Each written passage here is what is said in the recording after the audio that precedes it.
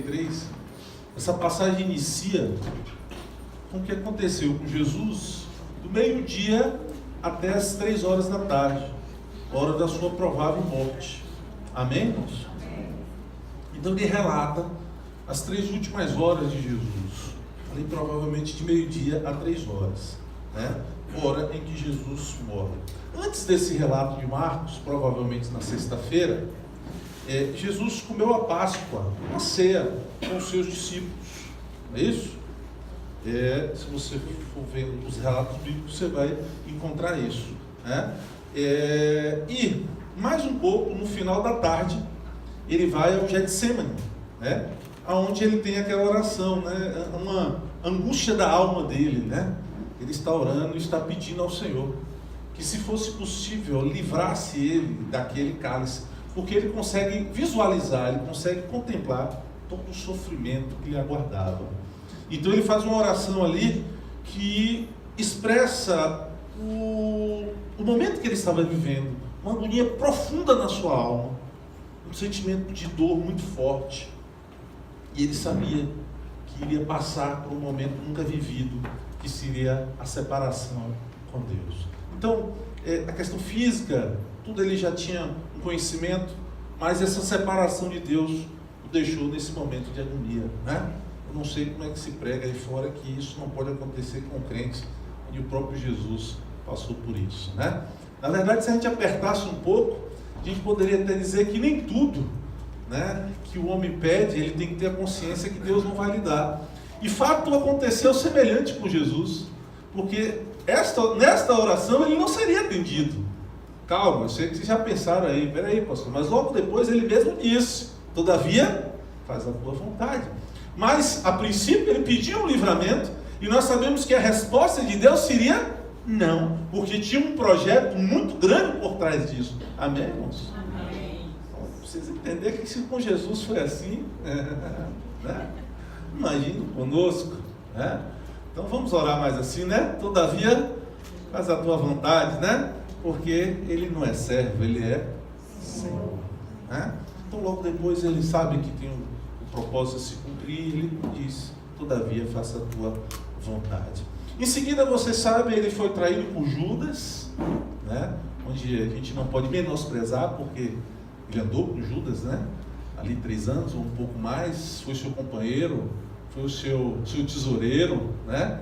Judas, se você pesquisar um pouquinho, os livros falam aí, Judas tinha uma cultura um pouco maior do que, ou pelo menos deles, era um dos que tinha um nível intelectual maior.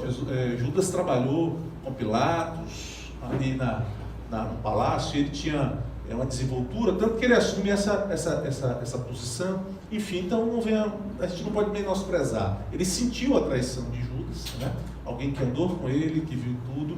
E esse episódio então acontece, e a Bíblia também vai relatar que todos os seus discípulos fugiram, e esse filho some.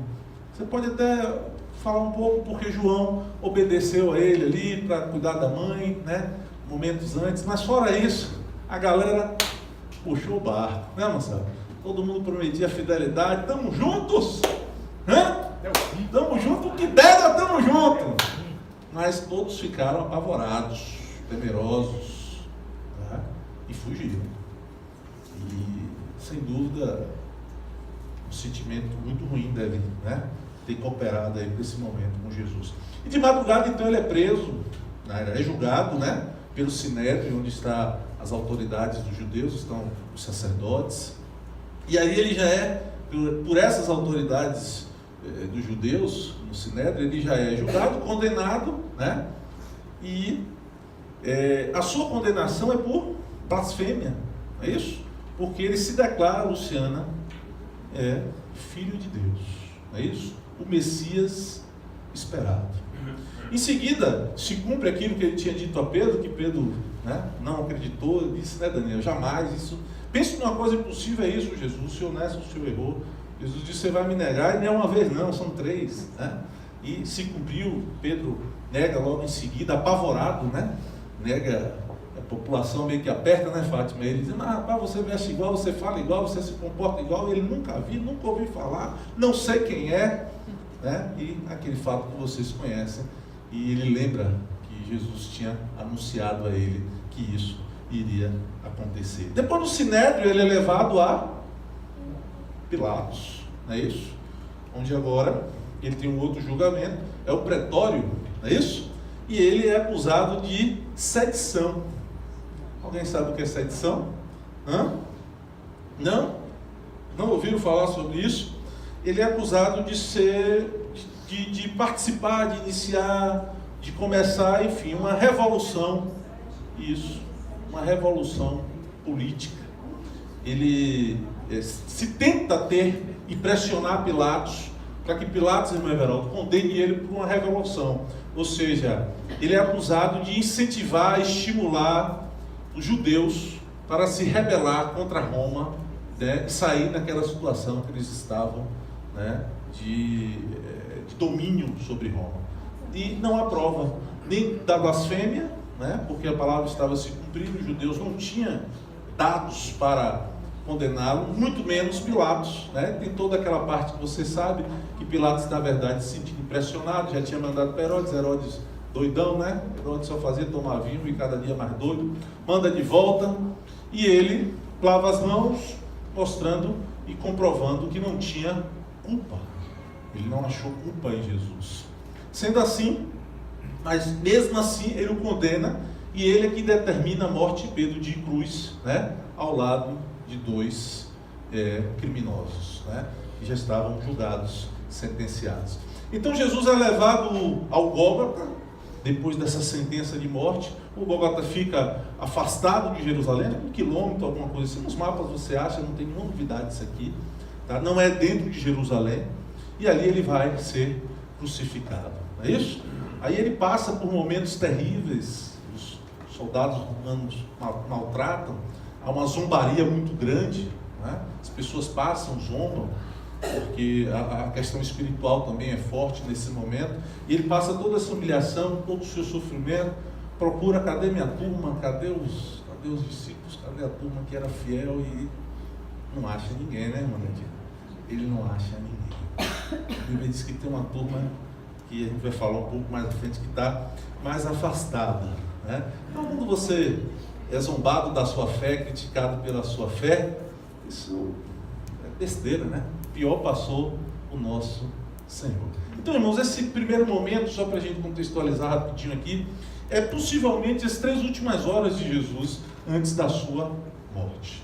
Mas o versículo 33, Mara, traz algo muito importante para a gente entender.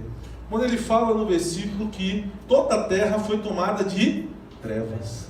Então, Roberto, possivelmente dentro de um fato natural, há um fato sobrenatural. Porque se você procurar dentro da ciência, a terra ser tomada de escuridão é um fato que cientificamente se explica. Amém, irmãos?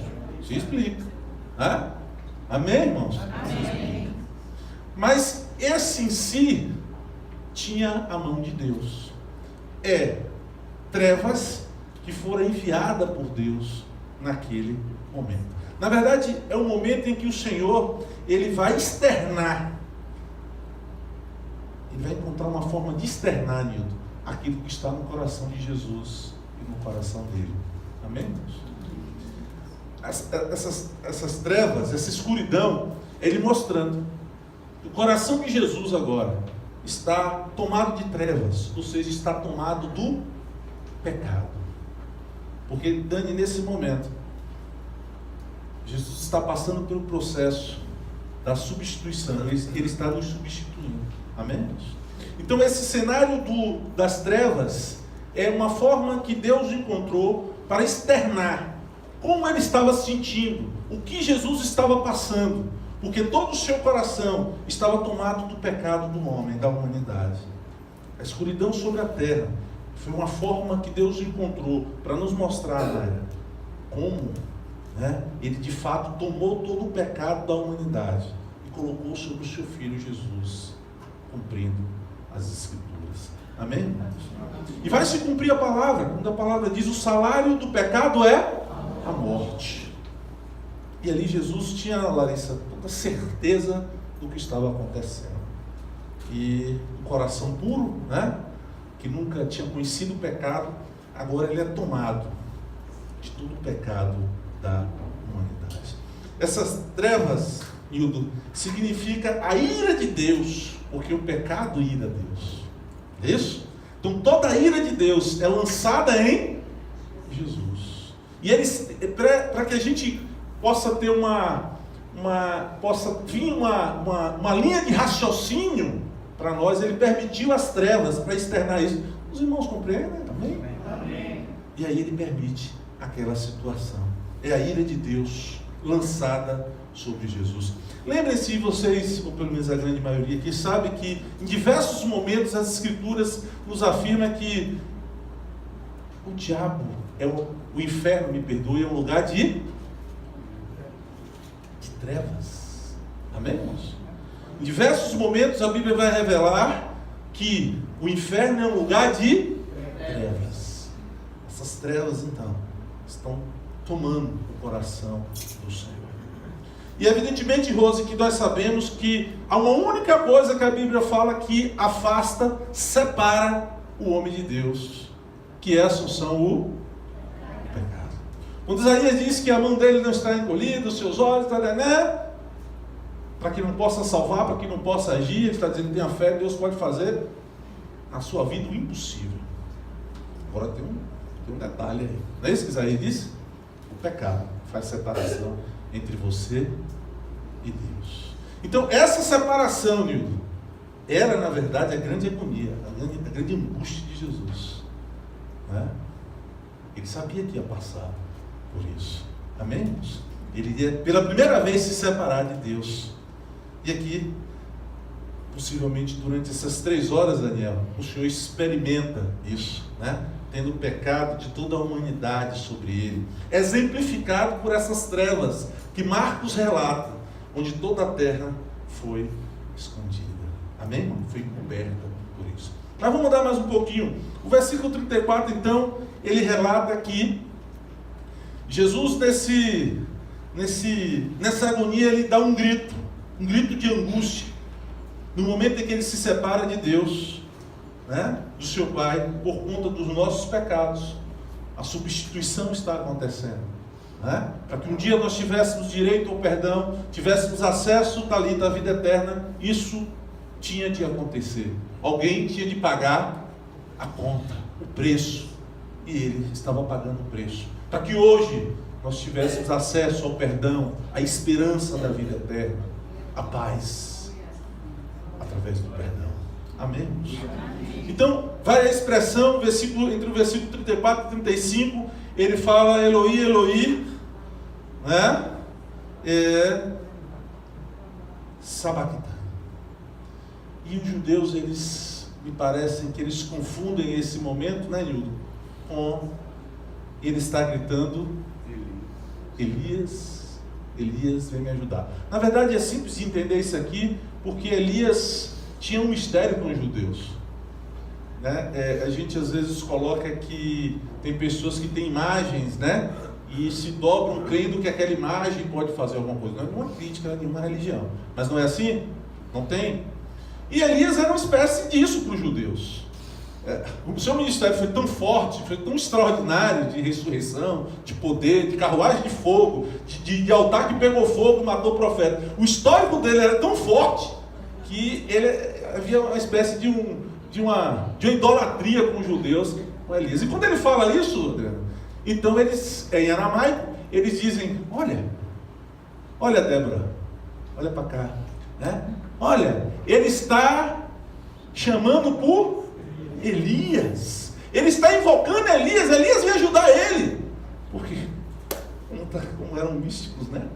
Batem na idolatria, mas eles mesmos faziam dessa forma.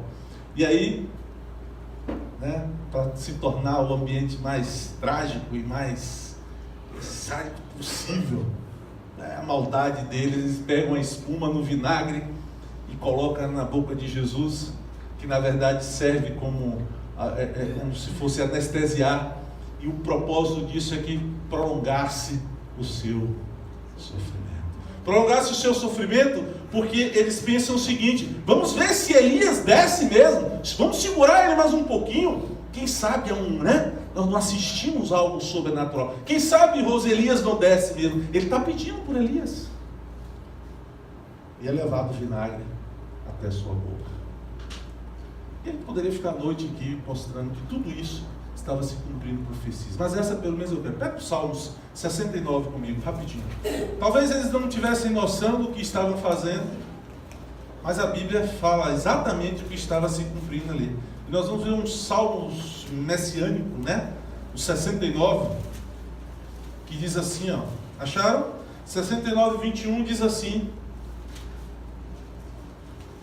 Posso ler? Por alimento me deram fel, e da minha sede me deram a beber vinagre. Então, nada mais, nada menos, estava se cumprindo uma profecia na vida de Jesus. Amém? Amém. Em seguida, Marcos vai relatar, no versículo 37, o momento específico ali da morte de Jesus. Ele fala que Jesus, ele morreu. Mas é interessante que isso já há relatos no nosso meio, e se aceita pela maioria, que não é uma morte, a questão dele chegar a esse momento, a forma não é uma forma natural, não foi um fato natural. Por quê? Porque esta morte de cruz, estar no madeiro, a maioria dos homens resistia até por dias. Amém, irmãos? Até 3 dias é falado que o homem conseguia resistir.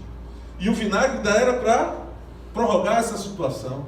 Mas as escrituras mostram que não, que ele, em algumas horas, morreu. E antes da sua morte, a Bíblia fala que ele dá um grito, não é relatado por Marcos, mas é relatado por João. E Lucas também faz um outro relato antes desse grito.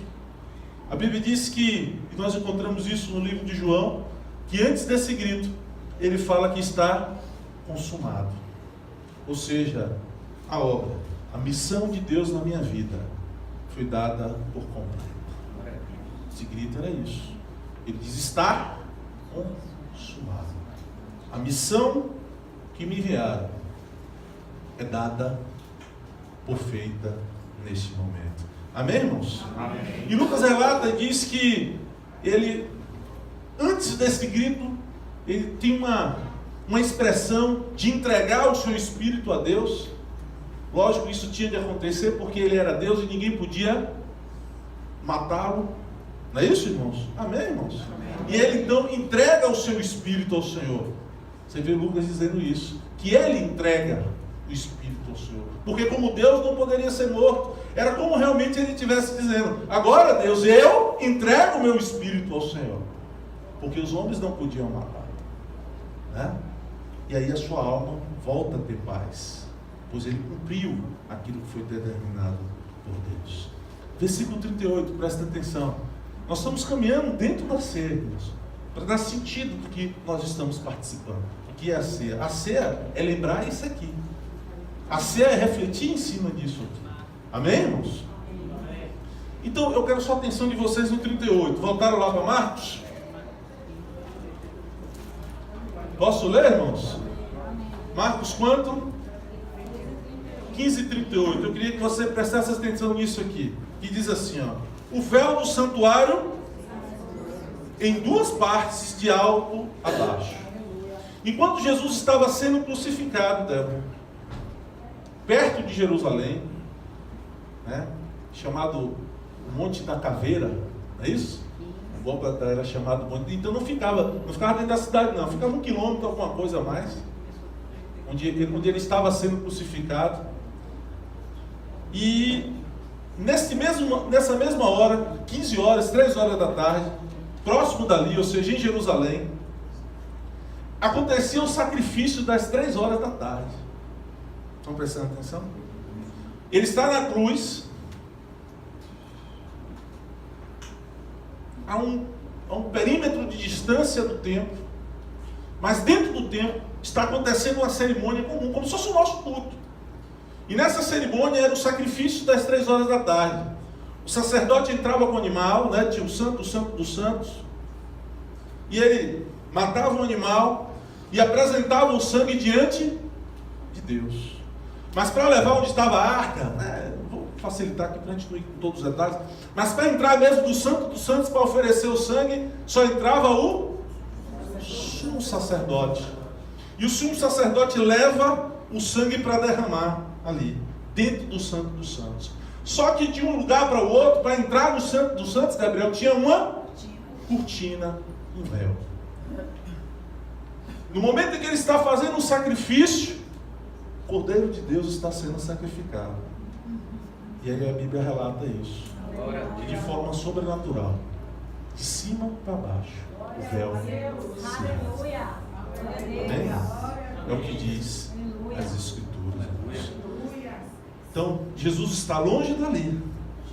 Mas esse estar consumado, né, significa que as coisas dali em diante seriam diferentes. Simboliza agora que o acesso ao Santo dos Santos mesmo está liberado, né? Vamos fazer um ato profético aqui? Vamos lá? Vira para o seu irmão aí, ninguém sobe, vira para o seu irmão, da frente ou de trás. Vamos lá? Profético, olha nos olhos dele assim, com fé, e diz assim: meu irmão, o seu acesso aos céus está liberado. Glória a Deus. Você não precisa mais comprar um cordeiro, você não precisa levar o cordeiro, você não precisa fazer mais isso. Não há mais sacrifício, amor. E a Bíblia diz que de cima para baixo, mostrando que não foi ninguém, né, que veio com a tesoura cortando, mas ele de forma sobrenatural cumpriu isso.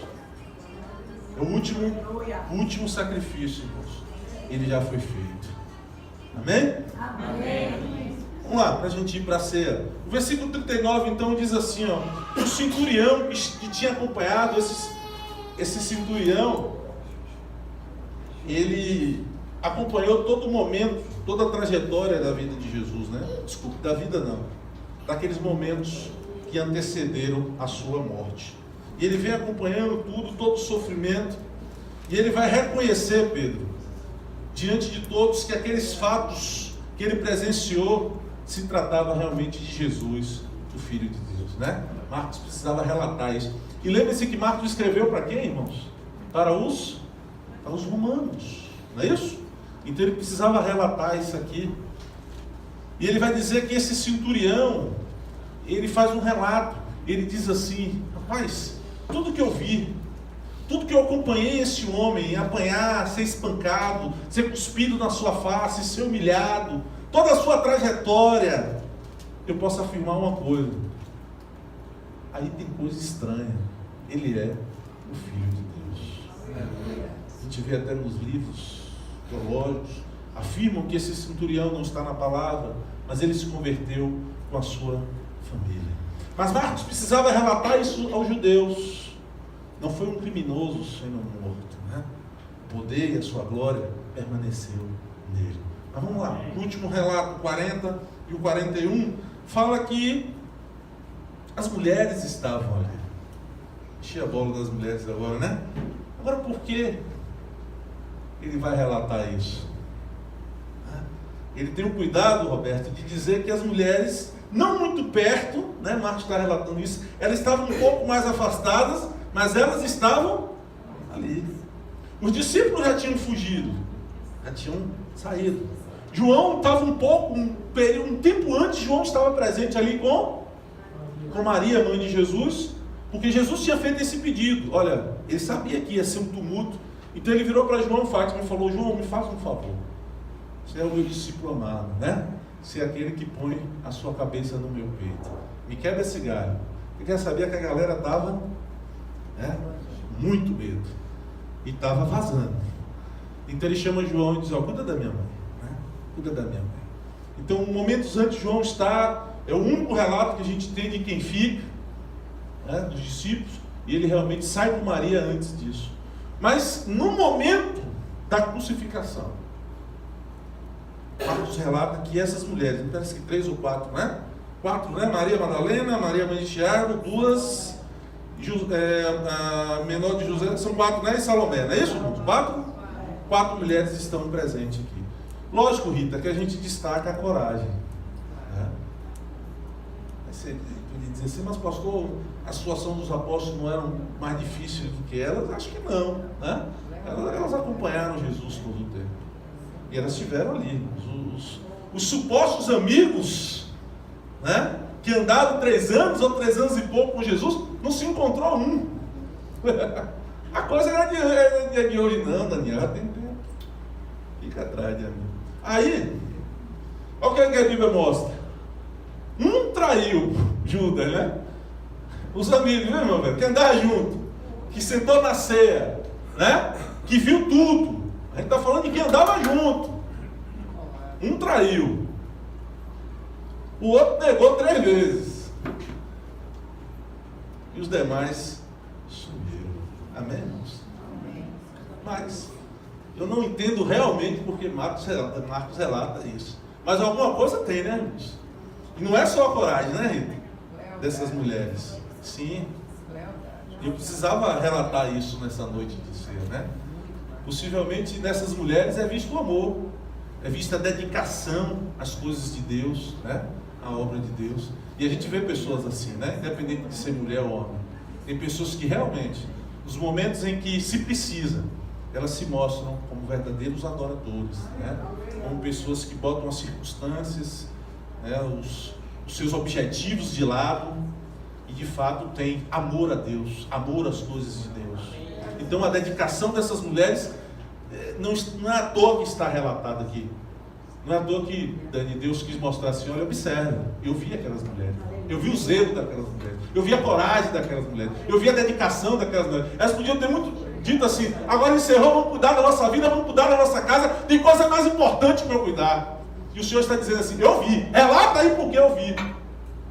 Isso me chamou a atenção. Tem muita gente que tem tido a oportunidade de fazer isso e não faz, né, irmãos? Mas está aí. Um outro ponto importante, o testemunho. Vocês sabem que, na verdade, testemunho de mulher naquela época, não vou nem olhar para você, mas é a Bíblia. Nária até respirou fundo, calma, domínio próprio, longanimidade. Testemunho de mulher não valia muita coisa, né? Pouco era citado. Aqui já estava mudando um pouquinho a situação. Se a gente falasse de velho, aí vocês iam rir, né? Porque não tinha moral nenhuma. Né? É verdade, a mulher era viúva, né? Bom, tudo vocês conhecem. Mas é interessante como o Senhor faz as coisas, né? Ele faz do jeito que Ele quer. Ele é Deus, né? E para a gente ter esses dados, Lúcia, hoje, né? Para que isso estivesse na Bíblia hoje, foram as mulheres que relataram. Nenhum apóstolo estava ali para relatar, irmãos. Nenhum apóstolo podia falar a Marcos, o escriba, seja quem fosse, como foi, porque eles não estavam ali. As mulheres é que estavam ali. Foi elas que testemunharam como foi a crucificação. Aleluia. Diz que vê milagre quem crê, né? Recebe as coisas de Deus quem busca. Não sei se é por aí. 47 para a gente acabar, né? Para a gente poder ir para a ceia. Dentro do mesmo capítulo, versículo 47, diz assim, ora, Maria Madalena, né? Todos conhecem a história de Maria Madalena, né? Uma mulher que tinha alguns recursos, provavelmente era viúva, seu marido deixou recursos, mas era endemoniada, né? E era um instrumento na mão de Satanás, né? E ela tem um encontro extraordinário com Jesus. E é tão forte, e ela fica tão agradecida, que ela larga tudo, né? E começa realmente a seguir Jesus. Essa estava lá. Isso, Fred, é gratidão. Isso é amor, isso é aliança, isso é fidelidade. O negócio está pegando, Fred. Não tem recurso, o mestre está morrendo. Mas ela está ali. É muito fácil estar no barco quando a coisa está boa, né, irmão? É muito fácil dar glória a Deus essa vitória. Vamos voltar aqui. Então, só se relata por isso. O texto então diz assim, deixa eu ler, por favor. Eu li todo, irmãos. Ora, Maria Madalena e Maria, mãe de José, observavam onde ele foi posto. Você sabe o que é isso aqui?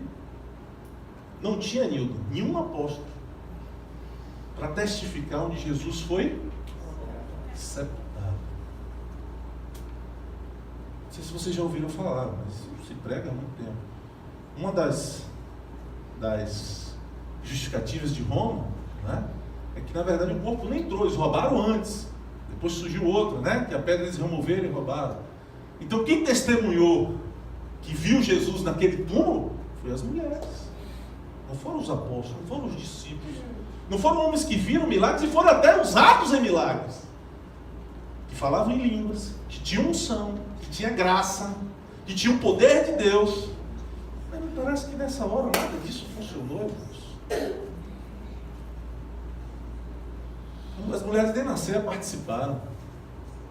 Não participavam. Quando viajava com eles era para lavar, né? Lavar roupa, fazer a comida. Será que se cumpre aquele texto que Deus pega as coisas simples desse mundo para confundir as fortes? Aleluia, amém.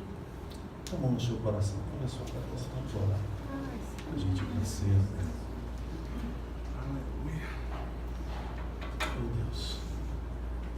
Mas nós queremos apresentar as nossas vidas. Eu quero te pedir, Senhor, nessa noite de ceia. Eu gostaria que os irmãos que aqui vieram, eu creio que quando a gente vai numa reunião que fala do Senhor, nós somos levados pelo Teu Espírito. A gente pode até pensar que é um convite, que a gente vem porque é uma obrigação, mas não é não. A gente vem porque o Espírito Santo nos traz. Então eu quero te pedir, meu Deus, os irmãos que aqui vieram, as irmãs, saiam com pelo menos essa reflexão. O acesso a Deus está livre. Não há justificativas. Ninguém lhe atrapalha. Pessoa do seu lado não lhe atrapalha, ninguém em sua casa lhe atrapalha, o pastor não lhe atrapalha, o véu não lhe atrapalha, porque o acesso está livre. Ele cortou, ele tirou todos os empecilhos para o seu acesso. Então, irmãos, nós vivemos num mundo sim atribulado. O Senhor falou no mundo tereis aflições, um mundo com incertezas, mas tem alguém que verdadeiramente pode te socorrer. E não há empecilhos para você achar Ele. Busca o Senhor, busca Ele. Ele, somente Ele, através dEle, a solução para os seus problemas. Você pode transferir, você pode se enganar, mas uma coisa é certa, e a maioria de vocês sabem disso: o acesso está livre. O acesso está livre. Nós fizemos uma proposta de orarmos de 3 a 3:30 da manhã. Não precisa você vir aqui na igreja, eu não preciso ir na sua casa, eu não preciso pôr a mão sobre a sua cabeça, porque você tem acesso a Ele. Você dobra os seus joelhos, Ele te vê em secreto, e em secreto Ele te recompensa. Para de inventar desculpa, para de engano, o acesso está livre. Se você está nessa situação, não é por conta do acesso, não é ninguém que está te impedindo, nem te atrapalhando, é você mesmo. O exame é seu, o problema é seu, porque o acesso está livre. Para com isso. Em nome de Jesus, eu te peço que você reflita sobre isso. Ele tem a solução. Ele pode mudar o quadro. Busque a Ele, busque a Ele, busque o Senhor. Você buscar, você vai achar. Ele vai se compadecer da sua vida. Em nome de Jesus, eu te peço, saia pelo menos com essa reflexão. Só isso. Esqueça tudo. E leve só isso no seu coração. Meu acesso ao meu Senhor. Que canta lá, está livre, está livre, está livre. Ele me substituiu. E eu tenho acesso ao Pai. Eu tenho acesso à sala do trono. Você tem acesso. O seu acesso a Deus está livre. Em nome de Jesus eu te peço isso. Leve isso no seu coração. Exercite isso. Exercite isso. Vai trazer resultados para a sua vida. Em nome de Jesus. Em nome de Jesus. Aleluia.